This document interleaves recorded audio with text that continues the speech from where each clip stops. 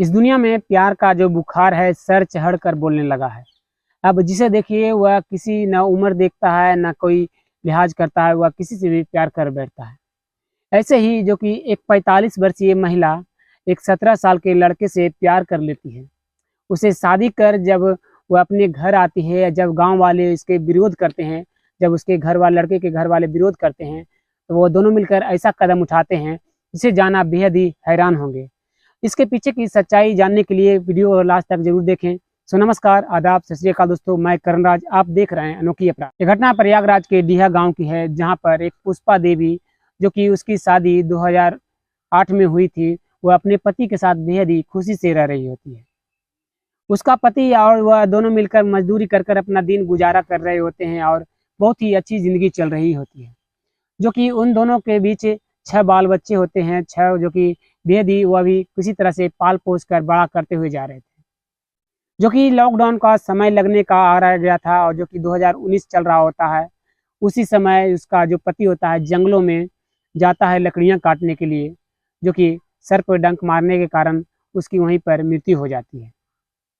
वह महिला जो कि अब विधवा हो चुकी थी, घर वालों के साथ बेहद ही खुशी से रह रही होती है वह अपने ससुराल में, और बहुत ही अच्छे से दिन चल रहा होता है।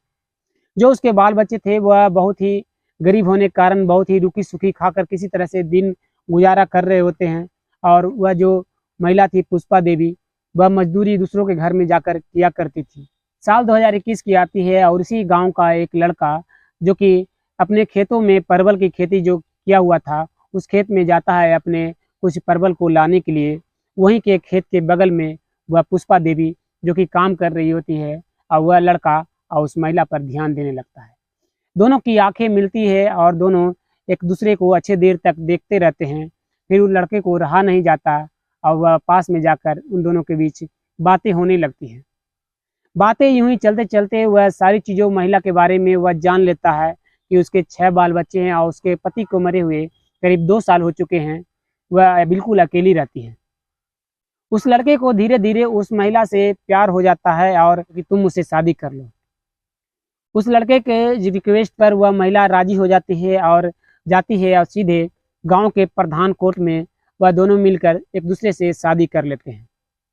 शादी कर लेने के बाद जब वो अपने घर आते हैं या गांव वाले सभी देखते हैं, तो गांव वाले उसके विरोध में खड़े हो जाते हैं और कहते हैं तुम्हें इस गांव में नहीं रहना है और तुम इस गांव से निकलो। वह दोनों सक्के बक्के हो जाते हैं। उन्हें कुछ समझ में नहीं आता है कि वह 6 बाल बच्चों को लेकर वह कहाँ जाए, जो कि उसका एक छोटा सा घर है, जो दूसरे घर में वह बर्तन मांज कर, दूसरे घर में मजदूरी कर कर वो अपना पेट पालन करती है। वह कहाँ जाएगा। वह जो लड़का था वह सोचता है क्यों ना अपने घर जाया जाए। तो वह जो अपनी पत्नी को लेकर, जो कि अब पत्नी बन चुकी थी पुष्पा देवी, वह उसे लेकर और 6 बाल बच्चों को वह अपने जब घर पहुंचता है, तो उसके जो माता पिता होते हैं राहुल के, वह भी कहते हैं कि तुम्हारी जगह इस घर में नहीं है, तुम यहाँ से निकलो। वह जो राहुल के माता पिता होते हैं वह राहुल को घर में लेकर चले जाते हैं और उस महिला को कहते हैं कि तुम अपना घर चले जाओ, जो ये राहुल तुमसे शादी नहीं करेगा, ये इसकी शादी मैं किसी और से कराऊंगा। पुष्पा देवी कहती है कि मेरी शादी हो चुकी है जो कि राहुल के साथ, और वह भी मुझसे प्यार करता है और मैं भी इसी के साथ ज़िंदगी बिताऊंगी, जो कि हमारी शादी प्रधान कोर्ट में हुई है और जो कि मैं इसी के साथ ज़िंदगी पूरा बसर करने वाली हूँ। जो कि वह राहुल था वह भी अपनी माता पिता को कह रहा था कि मैं अपने पुष्पा देवी के साथ ही पूरी ज़िंदगी बिताना चाहता हूँ, जो उससे प्यार करता हूँ।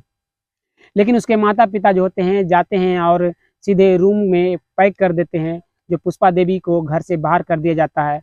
पुष्पा देवी सीधे पास के थाने पहुंच जाती है।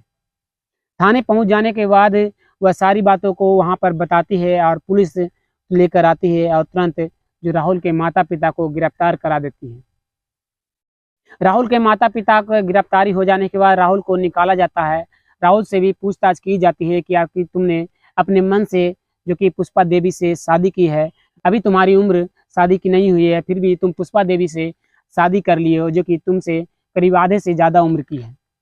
वह राहुल कहता है कि मैं इससे प्यार करता हूँ, इसी के साथ पूरी ज़िंदगी बिताऊंगा और इसी के साथ सब दिन रहूँगा।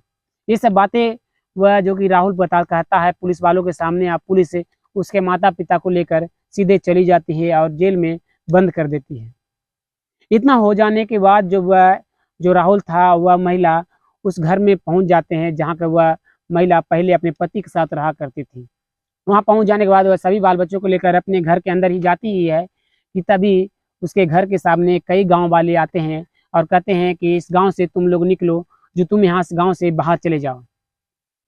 वह जो राहुल आओ वह महिला थी, वह उन गांव वालों के पैर पड़ती है कि मुझे बाहर नहीं निकाला जाए, जो मैं इस गांव में ही रहूँगा, मैं कहाँ जाऊँगा अपने बाल बच्चों को लेकर, जो कि मुझे माफ़ कर दीजिए, मैं अपने पति को के बिना नहीं रह पा रही थी, जो कि मेरा एक सहारा मिला है राहुल, जो कि उसे भी आप लोग अलग करने पर आतुर हैं। गांव वाले कहते हैं कि तुम्हारी उम्र और इसकी उम्र में बिल्कुल जोड़ी नहीं बैठती है, जो तुम इसके साथ नहीं रह सकती। लेकिन राहुल वहाँ पर गांव वालों के सामने कबूल करता है कि मैं अपनी पूरी ज़िंदगी जो कि इसके साथ ही रहूँगा। उसी गांव वालों में से एक जो कि व्यक्ति होता है वह एक मीडिया वाले को फ़ोन करता है, और जो कि वहाँ पर मीडिया वाला आता है और उन दोनों को बैठाकर इंटरव्यू लिया जाता है या पूरी स्टोरी बताई जाती है। वह दोनों मिलकर वह मीडिया वालों के सामने वह कबूल करती है कि वह एक दूसरे से प्यार करते हैं, एक दूसरे के साथ ज़िंदगी बसर करना चाहते हैं। लेकिन इस बात को मीडिया वाले इतनी फैला देते हैं कि आज सोशल मीडिया पर या फिर यूट्यूब पर प्रयागराज में पूरे वायरल हो चुका है, वह हर जगह फैल चुका है और तरह तरह की बातें की जा रही हैं। आखिर इस दुनिया में क्या हो रहा है, क्या प्यार के पीछे लोग अपनी सारी मर्यादाओं को भूल जाते हैं और किसी भी उम्र के महिला से या फिर किसी भी उम्र के लड़के से प्यार कर बैठते हैं और उसके साथ जीवन बिताने की कोशिश करने लगते हैं। क्या ये सही है? क्या वह पुष्पा देवी जो कि राहुल नाम के लड़के से वह शादी की वह सही है, या फिर जो कि 17 साल का लड़का जो कि राहुल वह पुष्पा देवी से शादी किया, क्या वह सही है? आप अपना कमेंट में अपना राय जरूर दीजिएगा। फिर मिलते हैं एक और सच्ची घटना को लेकर। तब तक के लिए धन्यवाद। जय हिंद।